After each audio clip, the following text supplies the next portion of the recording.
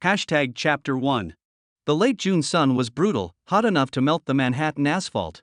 Serena Hayes, 7 months pregnant and heavy with child, slowly made her way into the obstetrics waiting area at Manhattan General Hospital. A fine layer of sweat glistened on her forehead. She found a seat by the window and carefully straightened out her prenatal chart. Stamped in red ink across the top were the words advanced maternal age and mild anemia. She glanced at them, pursed her lips, and brushed it off. Getting pregnant at 35 certainly wasn't considered young anymore. But her baby was well behaved. From conception until now, the child had barely given her any grief. "Excuse me, I saved this seat." A sharp, piercing female voice dropped from above. Serena looked up to see a woman in a tailored Chanel suit standing before her in stiletto heels. Her chin was tilted upward and a limited edition Birkin bag dangled from her arm. Every inch of her screamed, "I am very expensive." Behind her stood 2 assistants carrying her shopping bags, making it look less like a doctor's visit and more like a corporate inspection. Serena looked left and right. The waiting area was indeed full. However, she was sitting in a standard chair, not a priority seat. There was no rule stating she had to move. "There are empty seats over there," Serena said, her tone even, pointing to a few single chairs diagonally across the room. The woman in Chanel frowned, clearly unaccustomed to being told no. She looked Serena up and down, taking in a faded cotton maternity dress, her bare face devoid of makeup, her hair tied back carelessly, and the cheap canvas sneakers on her feet. Not a single designer label to be found. "I said I want this seat," the woman snapped, her impatience flaring as she tapped her manicured fingernail against the armrest of Serena's chair. "I prefer sitting by the window. The ventilation is better." Serena didn't move. At 7 months pregnant, her back ached constantly and standing for too long made her ankles swell. She had been sitting here for 10 minutes and had only just caught her breath. "I'm sorry, but it's not really convenient for me to give up my seat right now." Serena smiled faintly, resting a protective hand over her belly.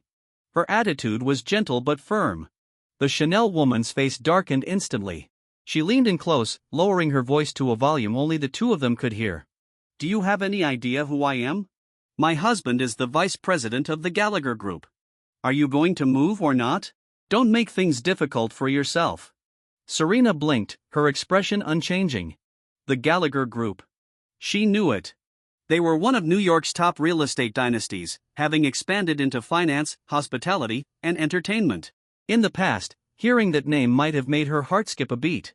But now, no. Serena said, her tone remaining calm, even holding a hint of amusement. "Your husband is the vice president, not the hospital director. And even if you were the director, there's no rule that dictates a pregnant woman must give up her seat to someone perfectly capable of standing." The woman clearly hadn't expected to hit a brick wall. Her face flushed red and her voice rose several octaves. "What is your problem? I am nicely trying to negotiate with you, and what kind of attitude is that? You aren't negotiating. You're notifying me." Serena corrected her, unhurried. The other pregnant women in the waiting area were starting to stare. Some whispered among themselves. Others covertly pulled out their phones to record. A young woman sitting opposite them couldn't hold back. "Hey, she's 7 or 8 months pregnant. How can you even ask her to give up her seat? Have you no shame?" The Chanel woman, her pride wounded, let out a cold laugh. "Fine. Keep sitting. I hope you enjoy it."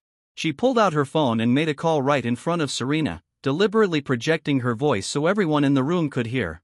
"Honey, I'm at the hospital for my checkup and someone is bullying me. Yes, at Manhattan General, the one affiliated with your company. Call the director and have the OB/GYN waiting room cleared out. I refuse to sit with these riffraff." Hearing this, Serena couldn't help but let out a soft chuckle. "What are you laughing at?" The Chanel woman glared. "Nothing," Serena replied casually, looking down to organize her charts. "I was just thinking if your husband actually had that kind of power, you wouldn't be standing here fighting me for a chair." "Ew." The woman's assistant quickly grabbed her arm, whispering, "Ma'am, let go. Don't lower yourself to the level of people like her. It's not worth getting stressed and affecting the baby." The words "people like her" floated lightly into Serena's ears. She wasn't angry. She simply flipped her chart to the last page. At the bottom, in small print, it read, "Attending Hospital, Manhattan General. Partner Institution, Vance Healthcare Group. Specialist on Retainer. Serena Hayes, MD BAD." From Harvard Medical School, former head of perinatal medicine at Johns Hopkins. She had been a consulting physician at this hospital for 3 years. She had literally helped to prove the layout design of this very waiting room. But today, she was here as a patient. Serena closed the file and said nothing, merely looking up at the Chanel woman with a gaze as placid as if she were watching a toddler throw a tantrum. "What are you looking at?" The woman, infuriated by Serena's calm demeanor, reached out to snatch the chart from her hands. Just then, the glass doors of the waiting area were pushed open from the outside. A tall, broad-shouldered silhouette strode in against the light, trailed by 4 or 5 men in sharp business suits. His aura was so commanding that the temperature in the room seemed to drop a few degrees. The man looked to be in his late 30s with chiseled features, a strong brow bone, and narrow eyes that were cold and piercing. He wore a bespoke charcoal suit, the cufflinks catching the light with an understated gleam. It wasn't the flashy swagger of new money, but the bone-deep, oppressive authority of someone who ruled from the very top. Instantly, the entire room fell dead silent. The Chanel woman's eyes lit up. Her demeanor flipped on a dime as she trotted forward on her stilettos, her voice suddenly saccharine sweet. "Mr. Vance, what brings you here? My husband said you were in a board meeting today." The man didn't even look at her. His gaze bypassed the woman's shoulder and landed squarely on the woman in the faded maternity dress sitting by the window. Serena saw him, too. She froze for a second, instinctively pressing herself back against the chair as if trying to hide. The man closed the distance with long strides, stopping right in front of Serena. Without a single word, he leaned down and scooped her up in his arms in a smooth bridal carry. The movement was clean, decisive, and carried an undeniable dominance. Startled, Serena instinctively wrapped her arms around his neck. The sudden movement seemed to wake the baby, who delivered a sharp kick. "Julian Vance, put me down." Serena hissed, the tips of her ears burning red. Julian ignored her, holding her securely against his chest. He turned his head to look at the Chanel woman, who was frozen in shock. His eyes were as glacial as a frozen lake in the dead of winter, devoid of any warmth. "Move," he said. His voice was a low rumble, stating a fact that left no room for debate. "You're blocking my wife's sunlight." The Chanel woman's face went from flushed to chalky white to a sickly shade of green. Her lips trembled, but she couldn't formulate a single syllable. Her husband was the vice president of the Gallagher Group, and the Gallagher Group was a subsidiary of Vance Enterprises. Julian Vance was the CEO of Vance Enterprises, the undisputed corporate royalty of New York. She had just demanded a pregnant woman give up her seat, and that pregnant woman was Julian Vance's wife. The waiting area remained pinned in stunned silence for 5 full seconds before erupting into a low buzz of chaotic whispers. Serena buried her face in the crook of Julian's neck, her voice muffled. "Julian, can you please not be so dramatic every time you make an entrance?" "No." Julian replied, carrying her toward the exit with confident strides. "My wife was getting bullied. Am I not allowed to be a little dramatic?" "I wasn't bullied." "You were." "I was not." "Your ears are red. That's because you picked me up." Julian glanced down at her, the corner of his mouth ticking upward into the faintest hint of a smile. "Then I should hold you more so you get used to it, Serena." She decided to shut up. Chapter 2, Mrs. Vance is not to be trifled with. Julian carried Serena straight into the office of the chief of obstetrics, drawing endless stares the whole way. Dr. Chloe Evans was reviewing an X-ray when the door opened. She looked up, saw Julian Vance carrying Serena into her office, and nearly dropped the film on the floor. "Mr. Vance." Chloe shot up from her desk. "What happened to Serena? Is everything okay?" "She's fine," Julian said, gently sitting Serena down on the leather sofa before taking a seat beside her, crossing his long legs with natural elegance.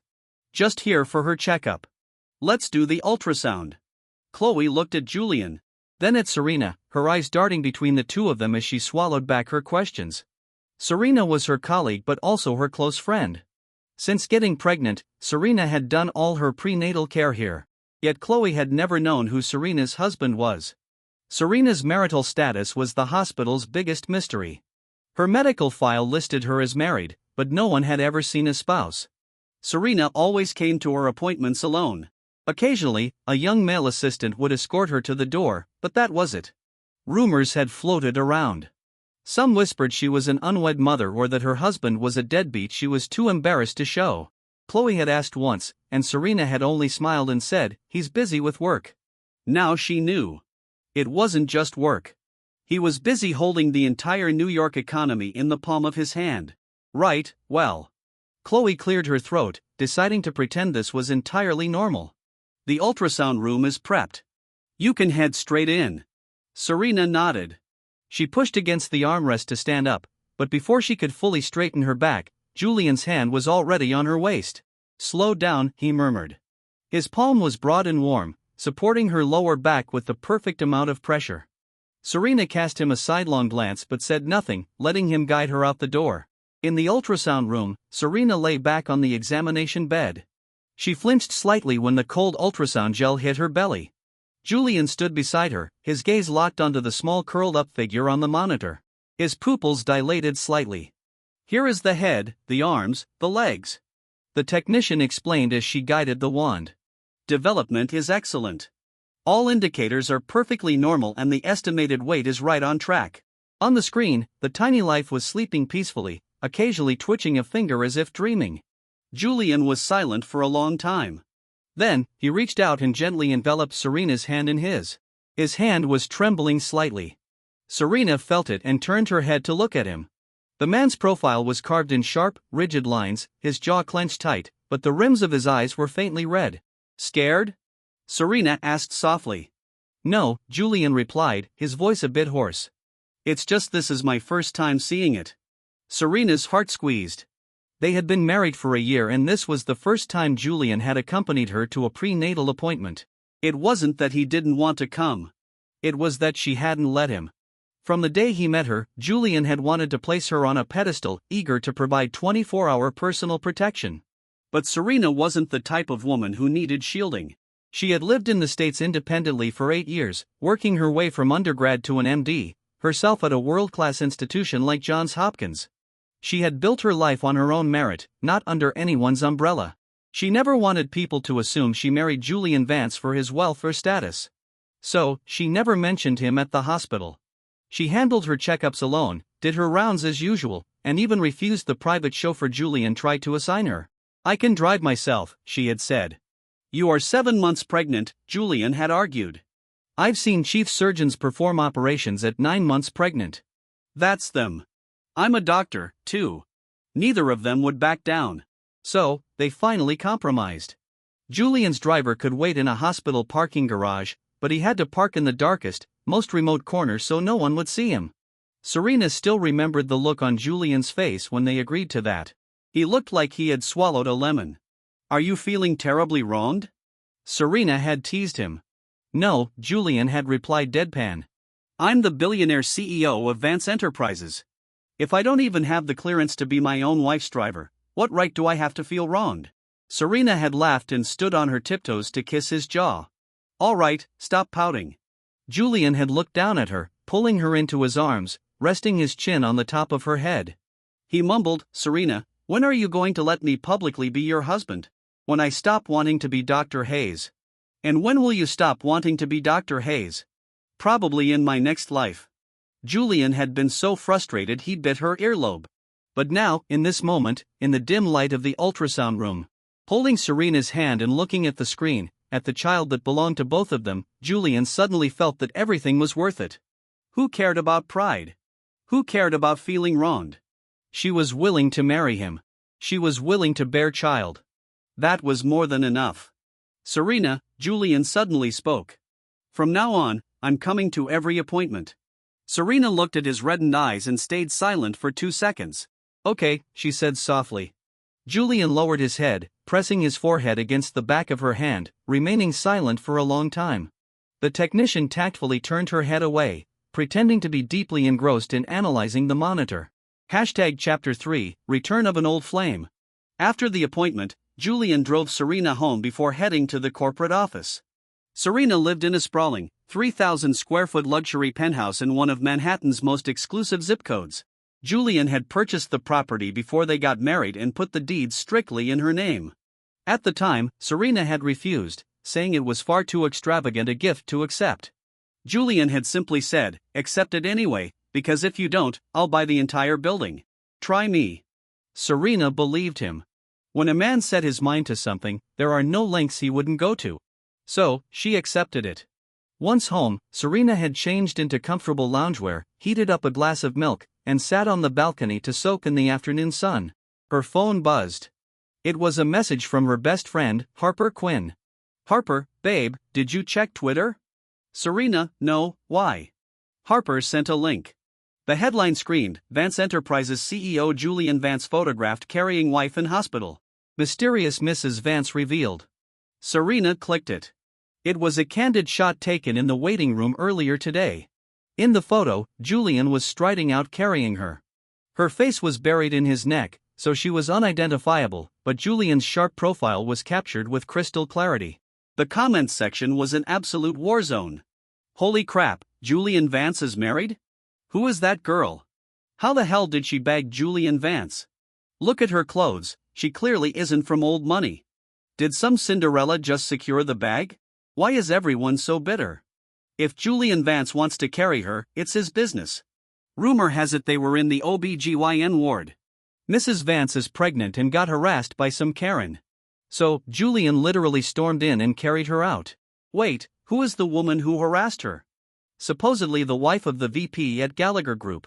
She tried to force Mrs. Vance to give up her seat and bragged about clearing the room. LMAO, imagine trying to flex on the literal CEO's wife.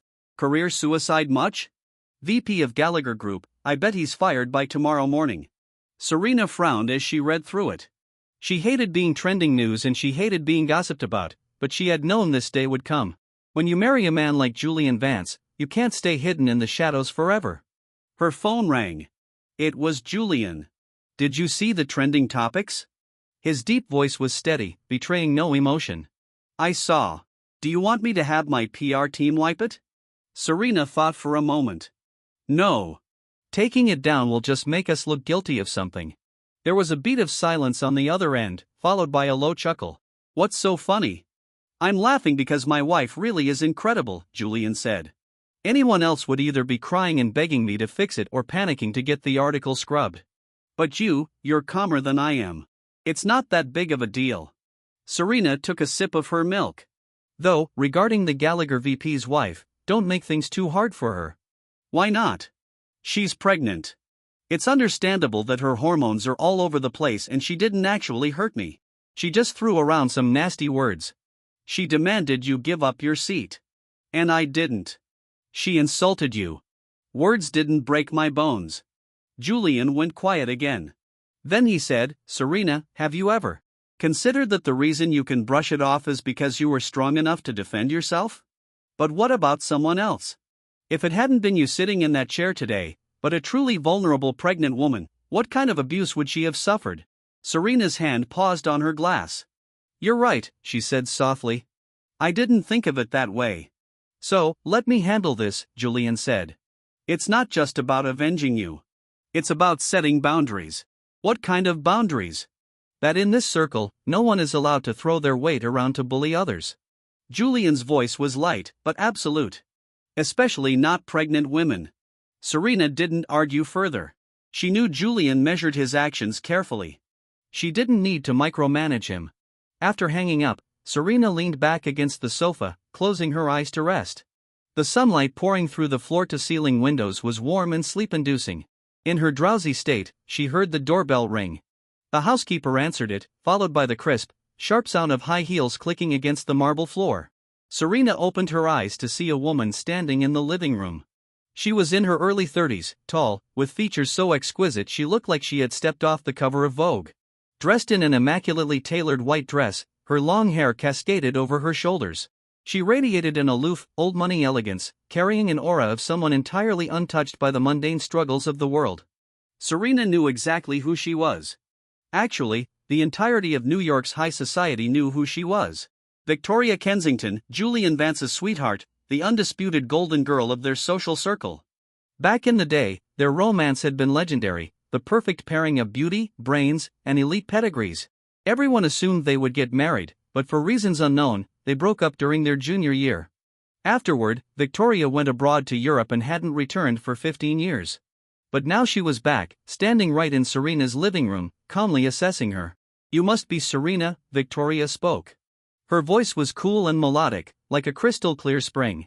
Serena braced her hands against the armrests and slowly sat upright. She didn't stand, nor did she look flustered. She met Victoria's gaze evenly, a faint smile touching her lips. I am. And you are?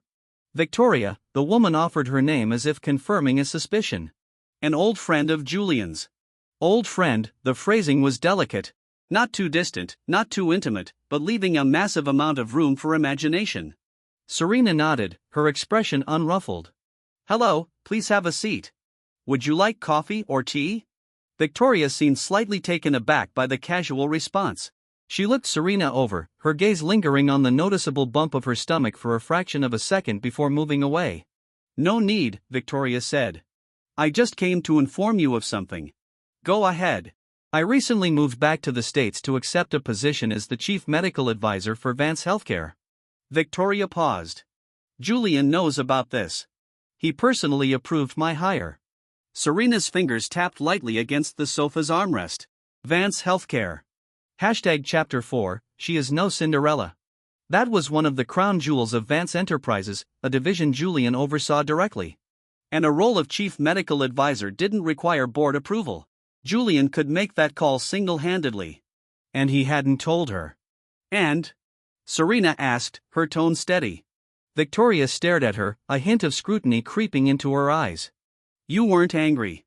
Why should I be? You should know about our past, Victoria said. He approved my hiring without telling you. You don't see an issue with that? Serena laughed. When she smiled, her eyes crinkled into crescents, revealing the slight hint of a canine tooth that made her look entirely harmless. But anyone who actually knew her understood that the sweeter her smile, the sharper her mind was working. Ms. Kensington, Serena began. First of all, Julian is the CEO of Vance Enterprises. He has the absolute right to appoint whoever is qualified for an executive position. If he rejected the best candidate for the job based on personal history, that would be unprofessional. Victoria's eyelashes fluttered slightly. Secondly, Serena continued. Anything regarding my marriage with Julian doesn't require a third-party mediator. If you think he did something wrong, you should be having this conversation with him in his office, not with me in my living room. Victoria fell silent for a few seconds before letting out a soft laugh. You're not quite what I imagined. And what exactly did you imagine? An average girl who got incredibly lucky, Victoria admitted candidly. But looking at you now, Julian's taste is as impeccable as ever. Serena didn't take offense at the underlying presumption. In fact, she somewhat appreciated Victoria's bluntness. Thank you, Serena said. But luck had nothing to do with getting me where I am. Victoria looked at her, suddenly realizing this woman possessed a very strange gravity. It wasn't an aggressive, in-your-face dominance, but an internalized quiet certainty, like the deep ocean, calm on the surface, but holding unfathomable power underneath. I understand. Victoria stood up and smoothed her dress. Sorry for the intrusion. She took a few steps toward the exit, then suddenly stopped and looked back. Serena, there's something I want to tell you. What is it? Julian and I broke up because his family didn't approve of me. His mother felt my family's standing wasn't elite enough to match the Vances. Victoria's tone was airy, like she was recounting a story about strangers.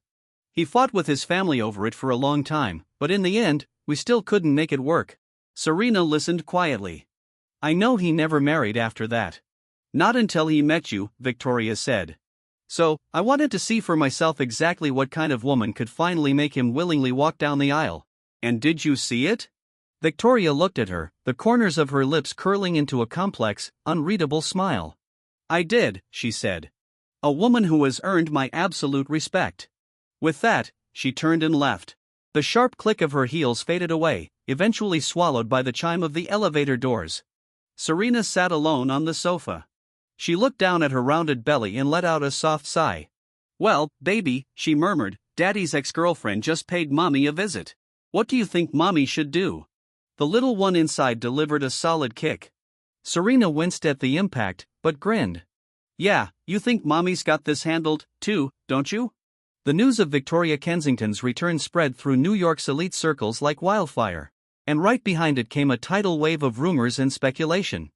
Some claimed Victoria came back specifically for Julian, unable to let him go even after 15 years. Others whispered that Julian still held a torch for her. Why else would he personally sign off on her executive contract? And naturally, there were those who pitted Serena, murmuring about how a regular doctor could possibly survive a turf war with an aristocratic heiress like Victoria. The gossip was deafening, but Serena offered zero response. She went to work, attended her checkups, and sat in her office consulting with expectant mothers, answering their questions with infinite patience. One afternoon, a very specific patient walked into Serena's office. It was a young woman in her late 20s. Her face was ashen, her eyes swollen red. She looked as though she had been crying for hours. She sat across from Serena, her hands tightly wrung together, her lips trembling before she finally managed to speak. "Dr. Hayes, I need to schedule an abortion." Serena didn't rush to speak. Instead, she opened the patient's medical file. "You're at 20 weeks. Fetal development is normal, and all maternal health indicators are excellent," Serena noted, closing the file and looking at the young woman. "Can you tell me why?" The woman's tears spilled over immediately. "My husband, he's seeing someone else. He said he doesn't want this baby. He said if I go through with the pregnancy, he'll divorce me." Serena handed her a tissue, her voice gentle. "Take a breath. Take your time. We found out it's a girl. His family is incredibly old school, obsessed with passing on the family legacy and securing an heir. He told me a daughter is worthless to them." The young woman broke down, burying her face in her arms against the desk, sobbing uncontrollably. Serena waited quietly for the storm of tears to pass. Then she spoke. "I have a few things I'd like to say to you. Are you willing to listen?" The young woman nodded weakly. First, Serena held up one finger. "This child is yours, not anyone else's. Whether you keep her or not should be a decision based entirely on your own free will, not a transaction to appease someone else." The young woman looked up, stunned. Second, Serena raised a second finger. "You are currently in a state of high emotional distress, which means you are in no condition to make an irreversible, life-altering decision. I'm going to give you 1 week. Go home, think about it thoroughly. If in exactly 7 days, you still feel the exact same way, I will help you make the arrangements." Third, Serena raised her third finger, her eyes locking onto the young woman with absolute sincerity. "Whatever choice you ultimately make, ensure that it is the one you will not regret for the rest of your life." The young woman sat in silence for a long time. Finally, she wiped her eyes. "Dr. Hayes, can I ask you a personal question?" "Go ahead. When you found out you were pregnant, did you ever think about not keeping it?" Serena looked down at her own prominent belly and smiled softly. "Never," she said. "I prayed and hoped for this child for a very long time. No matter what anyone else thinks or says, I would never give her up." "What about your husband? Was he supportive?" Serena thought back to the ultrasound room, remembering Julian's trembling hands and reddened eyes. Her smile deepened. "He cares about it even more than I do," Serena said. "Did you know his hands literally shook the first time he saw the ultrasound monitor?" Seeing the gentle, unshakable certainty radiating from Serena's face, the young woman suddenly felt the tight panic in her chest begin to ease. "Thank you, Dr. Hayes." She stood up, taking a deep breath. "I'll go home and think about it." "All right." Serena stood up as well, supporting her back as she walked the patient to the door. "Whatever you decide, if you need help, my door is always open." After the patient left, Serena sank back into her desk chair, massaging her aching lower back. Her phone vibrated on the desk. A text from Julian. "Julian, just got the lab reports from today's checkup. Everything is perfect. But Dr. Evans noted your blood pressure was slightly elevated. Rest up.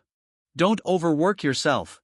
Serena typed back, "Understood, Mr. Micromanager." Julian replied instantly. "Call me husband."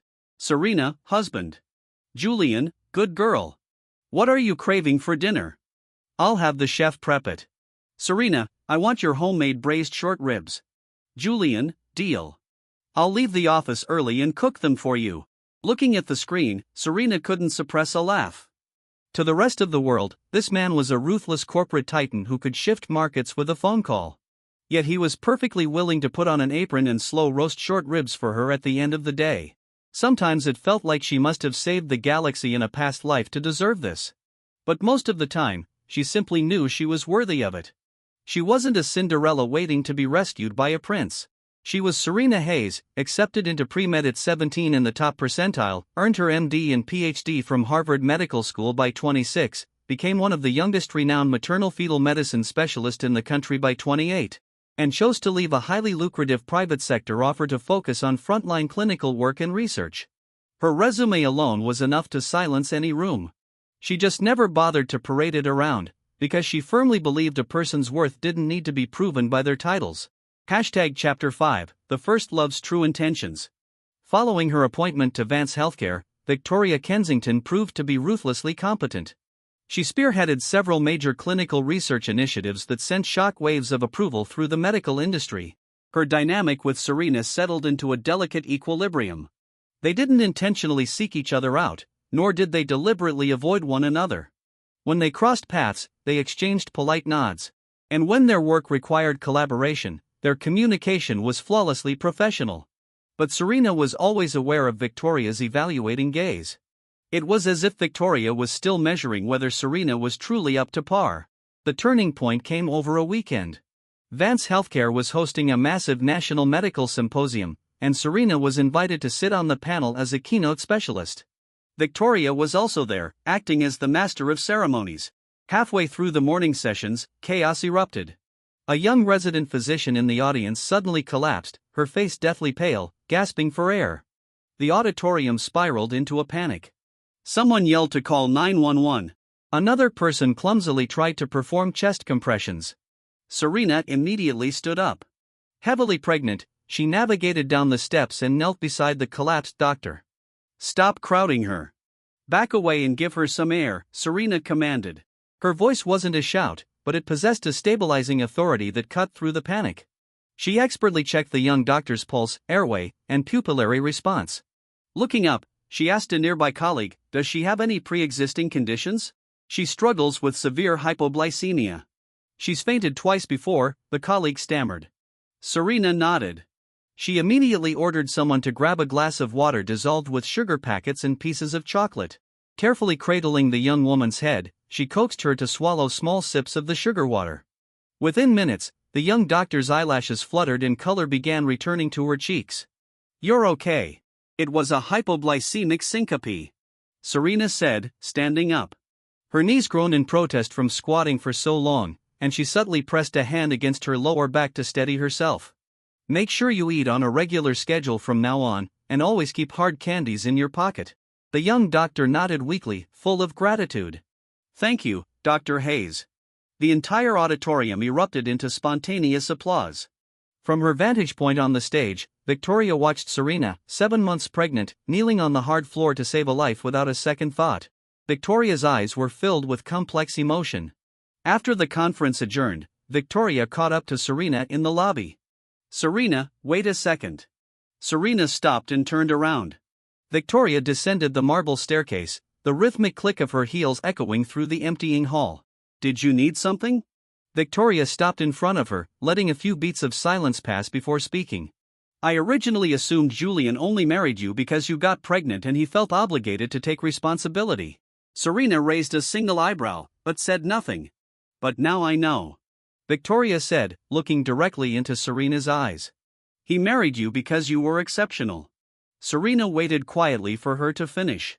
"When you're doing your residency, you published a groundbreaking paper on the management of preeclampsia. I cited your research heavily during my own doctoral dissertation," Victoria revealed.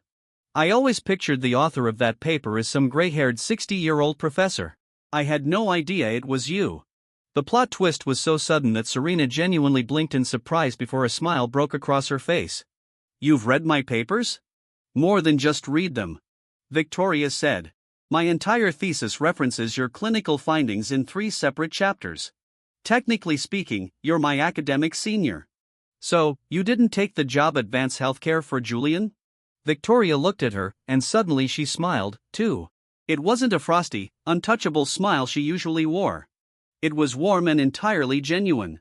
"To be completely honest, part of me did want to see exactly what kind of woman he married," Victoria confessed. "But the real reason I took the job was because I reviewed Vance Healthcare's 5-year expansion plan, and I realized it was an incredible platform worth dedicating my career to. And you," Victoria paused, "are one of the core pillars of that platform. I want us to work together." Serena studied her face for a few seconds. Then, she extended her hand. To a great partnership, then. Victoria looked down at Serena's outstretched hand, momentarily stunned, before reaching out and grasping it firmly. To a great partnership. The two women smiled at each other, and in that single moment, every trace of misunderstanding and imaginary rivalry evaporated into thin air. That evening, Serena recounted the entire interaction to Julian. Julian was at the stove, finishing up the braised short ribs. Hearing the story, his hand paused on the spatula. "So, the two of you are friends now?" "Pretty much," Serena said, sitting at the kitchen island, resting her chin in her hands as she watched him cook. "Are you breathing a sigh of relief?" "Why would I be relieved?" Julian asked flatly, flipping a piece of meat in the pan. "Because you don't have to be caught in the middle, forced to choose between us." Julian turned off the burner. He picked up the heavy skillet, walked over to the island, and expertly plated the caramelized, perfectly glazed ribs. Then, he untied his apron, leaned across the marble counter, and planted both hands on either side of Serena, effectively boxing her in. "Serena," he said, his voice dropping into a dangerously magnetic register. "I was never in a position where I had to choose between you and her. Because from the very beginning, my choice was always you." Serena's ears betrayed her again, flushing a bright crimson. "You're supposed to be cooking. Don't lean in so close," she deflected. "No." Julian leaned in further, pressing a kiss to her forehead. "Not only am I going to lean close, I'm going to kiss you. Julian Vance. Call me husband." "Husband. Good girl." Julian finally straightened up, looking thoroughly satisfied as he pushed the plate of ribs toward her. "Taste it. I used a little less sugar, exactly how you like it." Serena picked up a rib with her fork and took a bite. The meat fell off the bone, the sweet and savory glaze perfectly balanced. "It's amazing," she mumbled through the food. Julian sat across from her, resting his chin on his knuckles, his eyes tracking her every movement. He couldn't wipe the grin off his face. "Serena. Thank you." "For what?" "Thank you for marrying me," Julian said, his gaze softer than a calm sea. "Thank you for being willing to have my child. Thank you for showing me what actual happiness looks like." A piece of meat still in her mouth, Serena's eyes suddenly welled up with tears. She swallowed hard, sniffled, and mumbled, "Julian, can you please not say things like that while I'm eating? It's highly disruptive to my appetite." Julian laughed softly, reaching across the table to wipe away the stray tear that escaped the corner of her eye. "All right, I'm done," he promised, placing another perfectly cooked rib onto her plate. "Eat up. You and the baby both need the nutrients." Serena kept her head down, eating her food, and quietly swallowing her tears of joy. She thought to herself that the absolute best decision she had ever made in her entire life was 3 years ago, on that rainy afternoon in a coffee shop, when she hadn't said no to the handsome stranger who asked to share her umbrella. Chapter 6, The Ultimate Comeuppance. Serena's identity couldn't stay a secret forever. The video of her stepping in to save the fainting doctor at the symposium had been recorded and posted online. Within hours, it went viral across Twitter and TikTok, racking up over 10 million views. In the comments sections, internet sleuths went to work pulling up her entire academic history. "Wait, hold up. That's Serena Hayes M.D. Be hot. M.D. From Harvard Medical School. Author of over a dozen peer-reviewed papers, 2 of which were published in the New England Journal of Medicine. Wait a minute. Is she the Dr. Hayes who developed the Hayes protocol for managing gestational hypertension? That's the literal gold standard. My med school professor literally calls her one of the top specialists on the planet. Not one of the top. Were all the trolls from last week calling her a gold-digging Cinderella? Come out, I just want to talk. This woman is an absolute titan in her field. Julian Vance didn't settle for her. This is the ultimate power couple. Talk about old money meeting elite intellect. Hey, update on that Gallagher VP's wife who demanded her seat. The husband was just fired by the board. Rumor has it he's under investigation for massive corporate embezzlement. Karma is beautiful. That's what you get for throwing your weight around. The public narrative flipped entirely overnight. The voices that had previously sneered at Serena for not being good enough for the Vance family vanished into the ether, replaced entirely by overwhelming awe and respect. When Serena saw the comments, she was sitting on her couch eating the leftover braised short ribs Julian had made.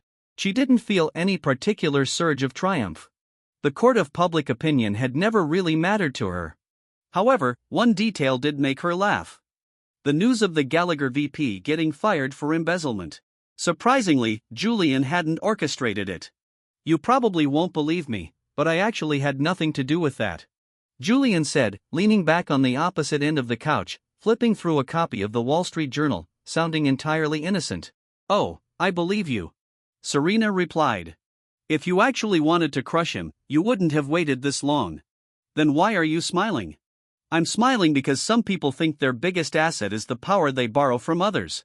But in reality, their worst enemy is themselves, Serena observed. If he hadn't been cooking the books and stealing from his own company, nobody would have been able to touch him so easily. Julian lowered his newspaper, looking at her intently. You're starting to sound a lot like my mother. Excuse me? What is that supposed to mean? Nothing. Nothing at all. I just mean you're incredibly wise. Julian corrected himself with desperate, lightning-fast survival instincts. Serena rolled her eyes at him, but the corners of her mouth stayed curled in a smile. Chapter 7, New Life. 1 month later, at Manhattan General Hospital, Serena successfully delivered a healthy baby girl, 7 pounds 2 ounces. Both mother and daughter were perfectly healthy. Julian had been in the delivery room the entire time. He held Serena's hand, silently wiping the sweat from her forehead as she pushed through the agonizing contractions, and offered up his own forearm for her to bite down on when the pain peaked. The moment the nurses brought the baby over, Julian stared at the tiny, wrinkled, red face in absolute silence. Then, he leaned down and pressed a long, reverent kiss to Serena's sweat-drenched forehead. You did amazing, he choked out, his voice so raw and hoarse it was barely a whisper. Serena offered him an exhausted, weak smile. Look at our daughter. Julian received the swaddled infant with agonizing care. The hands that routinely signed billion-dollar merger documents were now trembling violently, as if he were holding the most fragile artifact in human history. She's so small. Julian breathed, a profound, uncharacteristic softness blanketing his voice. All newborns look like that. Serena murmured, her eyelids drooping heavily. She'll fill out in a few months. She looks exactly like you. Julian stared down at the infant's face, utterly captivated. She has your eyes, your nose, your mouth. Her features haven't even formed properly yet. How can you possibly tell? I can just tell. Julian insisted stubbornly. She looks just like you. Serena smiled in fond exasperation. She closed her eyes and finally drifted into a deep, heavy sleep. When she woke up, the private recovery suite was enveloped in quiet tranquility. Julian was sitting in the armchair beside her bed, cradling his daughter against his chest, murmuring to her in a low, hushed voice, Your mommy is incredible. She is the greatest doctor in the whole world. Julian whispered, careful not to wake Serena. When you grow up, you have to be just like her. Be brilliant. Be capable. Never rely on anyone else, and build your own empire. Serena lay still, her eyes closed, but a soft smile bloomed on her lips. But, Julian's voice shifted, dropping even softer. If you ever do need someone to rely on, Daddy is right here. No matter what kind of trouble you run into, Daddy will always burn the world down for you. You can't spoil her like that. Serena finally spoke, unable to hold back any longer. Julian looked up, realizing Serena was awake and watching him. A brilliant smile broke across his face. You're awake? I was woken up by you. Serena teased. You're giving a motivational speech to an infant who was born 6 hours ago. Do you really think she understands a word you're saying? Of course she does. Julian looked down at his daughter. Right, sweetheart? The newborn let out a tiny, squeaky yawn in response. Serena and Julian looked at each other and burst in a quiet laughter. Outside, the golden afternoon sun filtered through the blinds, casting a warm, bright glow over the three of them. In this moment, all the storms and trials were behind them. In this moment, a beautiful new life had just begun. Chapter 8, Epilogue, a writer's note. When I finished writing this story, I sat at my laptop for a long time, just staring at the screen. The initial inspiration for this book came from a very simple thought. I wanted to write a female lead who didn't need to be saved. In so many billionaire romance novels, the sweetness of the story relies entirely on the heroine being pampered and protected. The male lead is absurdly wealthy, omnipotent, and solves every problem, while the female lead's only job is to look pretty and enjoy a stress-free existence. As a reader, it's undeniably fun escapism. But, if you stop and think about it afterward, what does the heroine actually possess of her own? If she were to leave the male lead tomorrow, could she still thrive? In a lot of these tropes, that question doesn't hold up to scrutiny.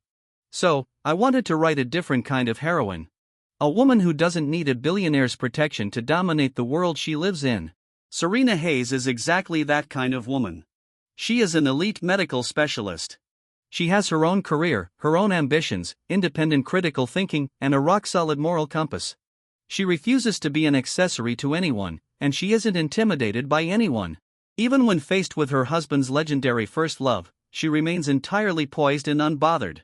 A woman like that absolutely deserves to be loved and cherished.